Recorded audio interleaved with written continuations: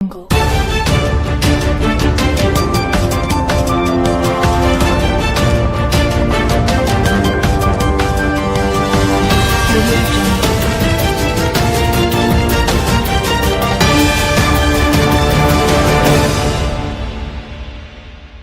અંકલેશ્વરના કોસંબડી વિસ્તારની શ્રીધર સોસાયટીમાં બંધ મકાનમાંથી ₹5 લાખના માલમત્તાની ચોરી કરનાર તસ્કરની ભરૂચ એલસીબી પોલીસે ધરપકડ કરી કાયદેસરની કાર્યવાહી હાથ ધરી.